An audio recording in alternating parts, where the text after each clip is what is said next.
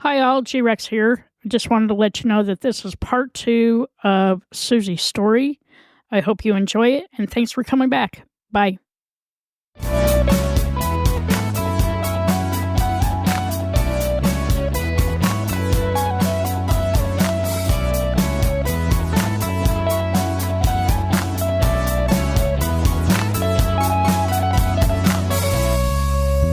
And if it does ever get to a point where it is like getting to be too much and I feel like I'm going to have what some might consider my breakdown, I don't cry a lot. I'm not a person who cries a lot unless it's a movie where an animal dies and then I'm bawling my face off. But you're so innocent. Yeah, I know, like why? So in that instance, like if I need a good cry, I need to let out some emotions maybe I've held in for too long or something, then we do our good shower cry where no one sees us. I'm out feeling great afterwards. And then I move on. Or I talk to a therapist, but I mean, yeah, that's just obvious. Yeah. For me, that's become just obvious. Yeah. I wonder if you think when you're crying in the shower, do you start analyzing yourself? Like, oh, this has got to be related to that. And you become your own therapist. Sure do. Every time.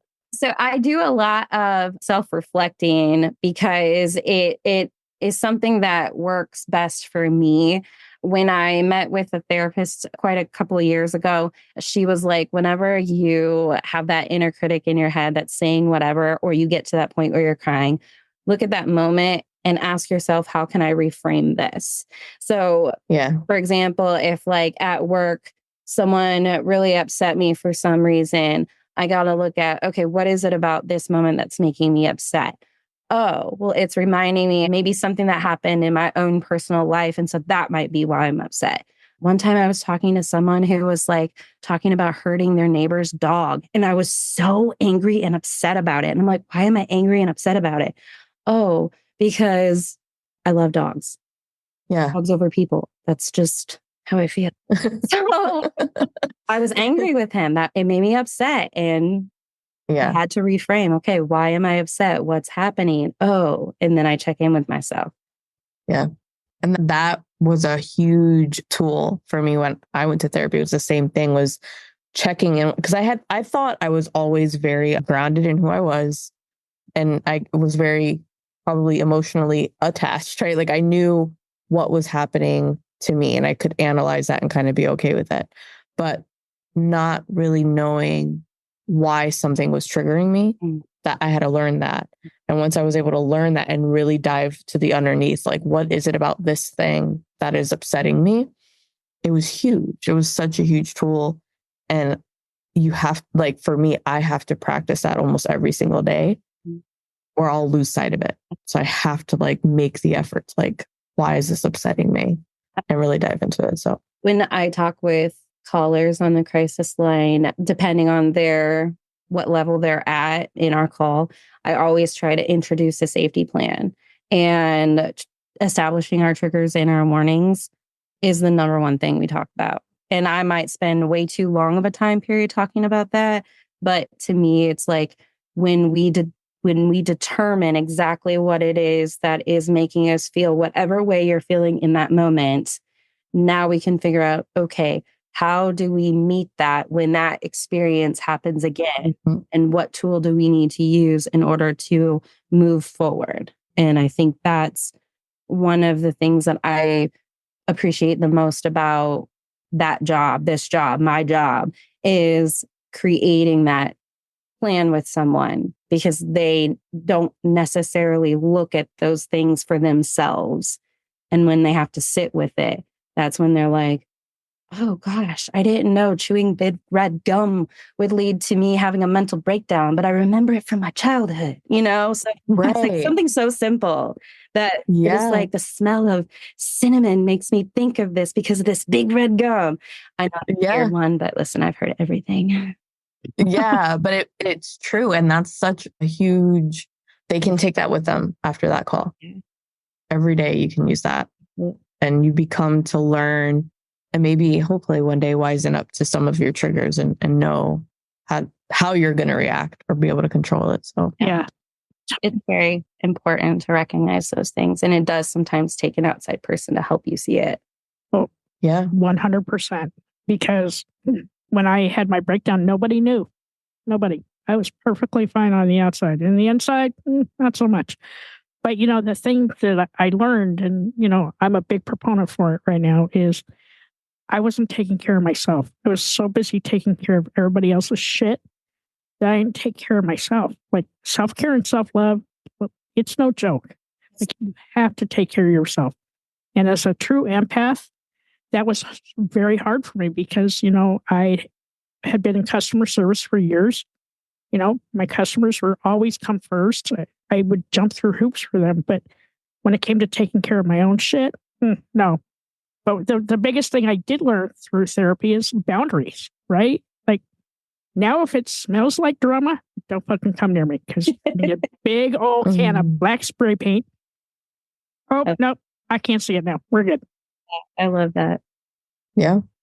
Yeah. I mean, it's the way to be healthy for yourself, right? Mental health. It's practicing how to take care of yourself. Absolutely. And like people will always say like, oh, we got to create boundaries, right? And that's one thing that I think a lot of people are very unfamiliar with. What does it mean to create a boundary? And something that I've had to express to a lot of callers is when you're establishing a boundary, it cannot look like a request. It can be, oh, if you keep blowing up my phone after 10 p.m., then I'm not going to talk to you. Okay. That sounds like a request. Yeah. Because you're saying, if you keep blowing up my phone after 10 p.m., you're not going to talk to me. Well, but you'll talk to me tomorrow. So like, okay, then it sounds like a request. Whereas setting a boundary is, if you text me after 10 p.m., I'm going to block your phone number and we will not be in contact anymore. So you can talk to me until 10 p.m., but after 10 p.m., I don't want to hear from you. And if you keep crossing that boundary, then I'm going to have to block you and we can't be friends anymore. That is a boundary. That's establishing what it is I expect from you. And if you cross it, this is the repercussion of you crossing that boundary. And I try to help callers see it. That's probably not the greatest example, but it's the only one I can think of at the moment. Yeah. No, I had to learn it. And I think I always like knew what a boundary was, right? But one of the hardest and also literally one of my my aha moments in therapy was setting a boundary with a very close family member who I don't want to say if I was afraid to set a boundary with them. I just grew up thinking it was never possible, right? So here I am as an adult realizing I need to do this for me because it's a non-negotiable. Like if I don't set this boundary, whatever it is, whenever this thing comes up, I'm going to be incredibly uncomfortable and depressed about it. So I knew, okay, you got to do this. Set it up, had the conversation, stood firm, was all like, like shaky and nervous. But I set the boundary and they respected it. They tried it once. They tried to break through the boundary once. They always want to try it once. And I was like, sorry. Like I didn't even no more conversation needed, right? But I remember having the very initial conversation, setting the boundary, hanging up the call. My husband came into the room and he's like, are you okay? Because he knew it was going to be really difficult. And just feeling like I could breathe. Like I was like, oh my gosh, like the weight of the world, like just getting lifted off. And that's when I realized it's important to set boundaries because if you are making yourself uncomfortable to benefit somebody else's bullshit, like you don't have to. I had the option, the ability, and the choice to do that. And I did it. And it was like huge. Absolutely. I'm like, oh yeah, you've got to do it. Yeah. And I think a lot of people think that they can just set a boundary about anything. And some boundaries are very silly. Like some are just silly. Like if we are friends in a group and all of us are friends together, and then two friends decide to not like each other. And they're like, well, if you invite this person, I'm not coming. That's my boundary. That's silly. Like, I'm going to invite whoever I want. And if you don't want to come, okay then, but you're not going to put that on me. That is right. That is silly. That's not my boundary. That's your boundary. You just don't have to come. That's fine. But you're not going to give me an ultimatum between people. Okay. Right. Ultimatums and boundaries. Yeah. Like there's a huge difference there. Yeah. Exactly. It's so funny. It's so true though. Like for me, like my boundaries are is like, if it smells like drama, like I don't want it anymore. You know, I'm at that age where I went from 59 to 60. I mean, the minute I turned 60, I was like, I don't fucking care anymore. Okay. Because I don't. But my advice to you guys is like, don't wait until you're 60 to get there, right? Do it in your 20s, your 30s, your 40s, your 50s, right? It's very freeing though. Extremely freeing. And I find that I sleep better, that I connect better with people, and I just don't let that outside shit tell me how to live my life. Right. And for me, that is the most perfect thing ever because just feel better. I feel better on the inside. Yeah, I still go to therapy twice a week, but damn, I feel good. And I'm thankful to be alive. So thankful to be alive. Yeah. And I think that knowing that you're a person who benefited from utilizing 988 helps spread so much more confidence to others that it is a safe space to call and talk to someone. Because there's so many people out there that don't have anyone or don't think they have anyone, or they don't want to burden other people with their problems because they recognize everyone has problems. And knowing that there's one person who benefited from 988, from calling, and it has in ways bettered your life, changed your life. You're still here to this day. You're still working through things on a regular basis. That should be an empowerment to so many more people to utilize that resource. It's a good starting point into the health journey. 100%. Yeah. And, you know, like the whole mission of the podcast is to really normalize how we talk about mental health. Because if we just start sharing our stories and our journeys, then somebody doesn't feel so terrified and lonely in their own journey, right? They may not have, they may feel so uncomfortable picking up their phone and talking to somebody. Just listen to the podcast because we've had so many awesome guests on that have shared their journeys and given us some tips and tricks and tools and things that we would have never thought about. And maybe even if we'd call the crisis line, right? We may not have gotten that information. But like, I will tell you, life really is worth living. And life on this side of depression is 1,000 times better than it was on the other side. Absolutely. Absolutely. And I think that people have this fear behind reaching out to any crisis hotline, whether it's 988 or any of the other ones that are out there, because there's so many. But they have this fear that if they call and they say, I'm feeling suicidal, or they say, I think I want to kill myself, or they say, I just cut myself, any of these kinds of things, right? That immediately somebody's going to show up on their doorstep and take them to the mental hospital. And I'm not going to speak for all of the other crisis hotlines out there because I can't, obviously. I don't know what they do. But for the one that I am passionate about, 988, I can say for certainty that's not something we want to do. That's not something we're going to try to do. What we're going to try to do is see what helps you in that moment. And if that's talking, we're going to talk. But if you agree that you need help, then guess what? We're going to find you that help. And if that means we need to send someone to you, then we will find some way of doing that. There are so many states and cities now that are utilizing mobile crisis units. And with a 988 database, we can, ask you some information, not all of it, but some information. And we can say, okay, this mobile crisis unit is in an area near you. They come to your house, they'll talk with you. That doesn't mean they're going to take you to the hospital. That just means someone's going to physically come to your house and try to help you in that moment. If you decide you want to go to the hospital, then they will help you with that. But just because you call does not mean it's going to end with you in a hospital. Yeah.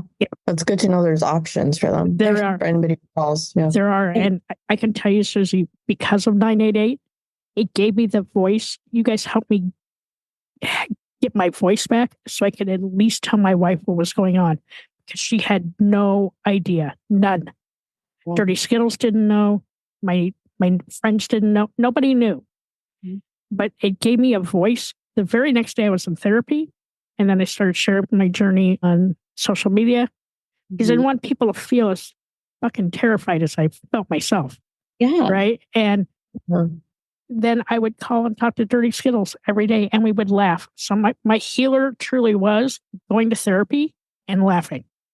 I feel you on the laughing part. That's the only way I get through every single day. If we would have recorded some of those earlier conversations, they were so good. So good. I am a person who, like, as many times a day as I can say, that's what she said, I will. Yeah.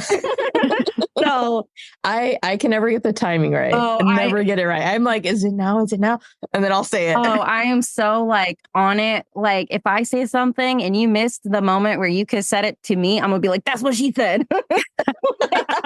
I'm gonna do it to my own self because you missed your moment, but I'm taking it. And my son, he's 16, and so he does the same thing. Like, he's spot on with it. So if we're not laughing all day, like, what is happening? Yeah. Like, laughter is literally some of the absolute best medicine in the whole world. And I think that people often kind of forget that, like, when they are so super depressed, they actually don't have that ability to like laugh because they have no emotion, they have no feeling. Like, they're just like in a zombie state. And I have on many occasions when I'm talking with callers, I'll be like, okay, what things do you find joy in? Oh, nothing. Okay. Well, do you like comedy? Do you like laughing? I don't know. Okay. Well, how do you feel about maybe pulling up YouTube and watching insert comedian, right? Or how do you feel about turning on The Office? Because obviously I love it. Or, you know, something like that, like giving yourself permission to like watch something that's funny and then laugh a little, or, you know, things like that. And sometimes people take my ideas and sometimes they don't. But, you know, on the moments where they do and they have that moment to just laugh, or if we're in conversation and I'm talking to them and maybe I randomly said something that I didn't realize was going to be funny, but they thought it was funny and they're laughing. And by the end of it, we're both laughing and we're having this silly banter back and forth. And they're like, wow, I feel so much better. And I'm like, oh, yes, see, laughter. Yeah. Laughter. Yeah. So much better than crying. Laughing. It opens up so much within you and just increases your serotonin and your endorphins. And I'm telling you, there's times that Dirty Skittles and I talk, and man, we are just we're people. We can just laugh at our own pain is what she means. Yeah. Oh, I do that to myself regularly. So I feel that some of my humor about my own self, like, sometimes makes people uncomfortable when I'm laughing about my own tragedies, right? And I'll joke that I'm like in this never ending story of my, you know, self, like, is just depleting. And I just like my body's deteriorating. Like, I make these jokes and they make people so uncomfortable. I'm like, oh, dang, you don't get it. Didn't mean to make you uncomfortable. Sorry. Meanwhile, you told G-Rex and I were dying laughing. We're like, oh, this is great. Right? I'm like, I just got to find my people who are on my deranged humor level. Okay? Right. Literally. It's all right. I'm driving the short bus to hell. So, you know, it's all good. Back there with you. Don't worry. Yeah. Don't worry. And I counsel all of you while we're there. I'm going to serve margaritas and maybe like some THC soda and, you know, whatever you need, you know, it's going to be an enjoyable ride. That's the only way I'll be running is if it's after a margarita bus. Heck yeah. Right. Yeah. I ain't running. Really good. I'm going to die. I'd have to wear a bra. No, we're not running. That's like the worst. It is. Every part of my day is not doing that anymore. Right. Exactly. Man, Yeah. this has been great, Susie. I love this conversation. I love your story. I love what you're doing. I thank you for just even absolutely pursuing this line of work and being there for people that you may never meet ever. Right. But just being there when they need you the most is awesome. So thank you for what you do. Well, I would say like it's my pleasure, but that's so weird. Just Chick-fil-A is in my head 24/7. Right. Oh. I feel like that's the way you're supposed to end that when somebody you.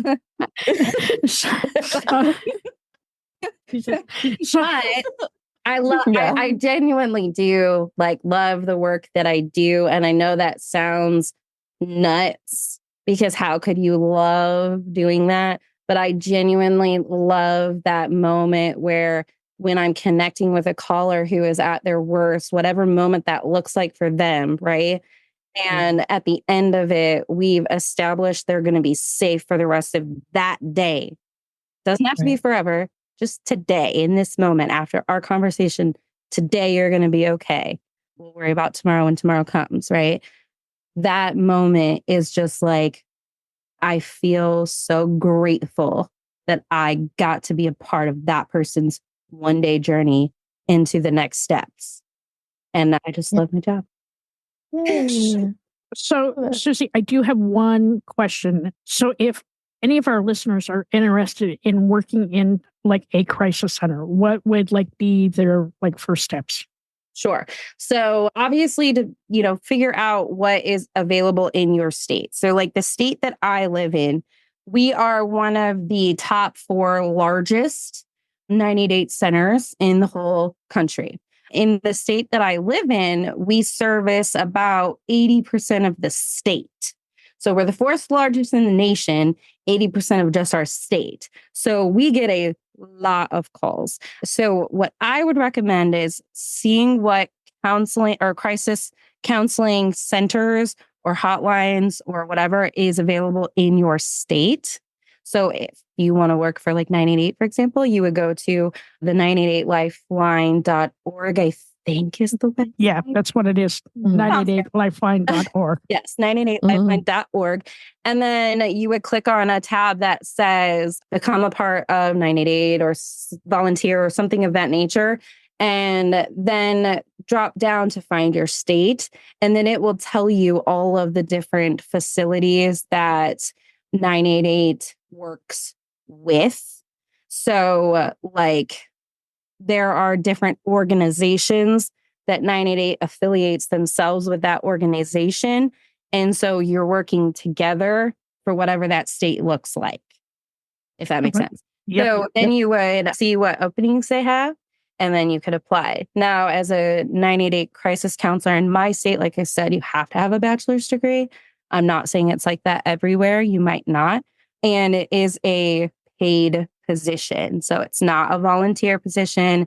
You do get paid to do that job. So I think sometimes that's important for people to know, because when they call, they think we just are volunteers and we don't care. But no, we 100% care. This is our job. Oh my God, I love this. Thank you, Susie. Oh, this was such a good conversation. You are more than welcome to ask questions about the line, anything you want. If I can tell you, I will tell you. If I can't, I'll let you know. But if you have more questions, I'm happy to try to answer them. I don't have any. No. I mean, this has been just a beautiful episode. Yeah, it's a beautiful. I'm just in awe. I'm in awe. So yeah, me too. Genuinely, thank you for what you do, because I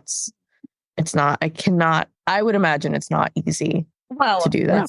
No, it's definitely not easy. And I will say this, there have been times when people have called and they have had maybe a negative experience, right, with the person that they were talking to.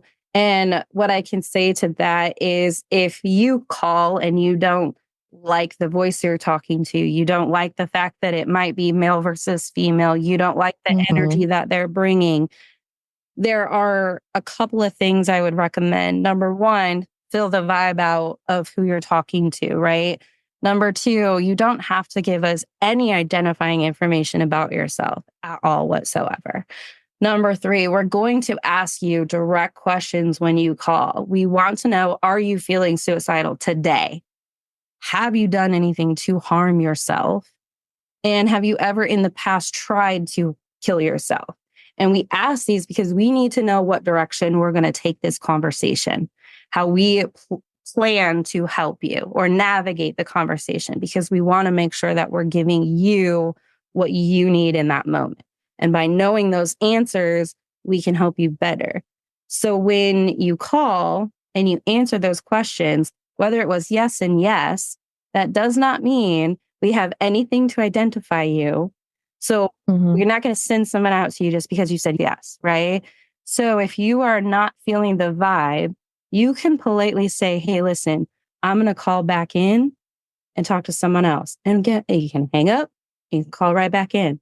You don't even have to politely say it. You can just be like, click. Yeah, you don't have to say anything. You know what I mean? Like, if you are not enjoying the flow of the conversation, the only reason why I say that you're hanging up is because that counselor might get real worried about you. And they might be like, oh no, is this something that like I should be worried about this person, right? Because that is a thing we do when people hang up, we do worry a little bit, right?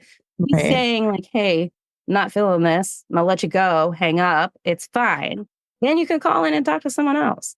You can a dozen times and get, different people. You don't have to just talk to that one person. So if the vibe is not feeling good or you're having a negative experience, call back in and talk to someone else.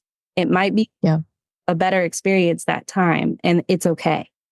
Yeah. And I was just going to say the crisis line is not just for people who feel suicidal. It's for any type of like mental crisis that you're going through.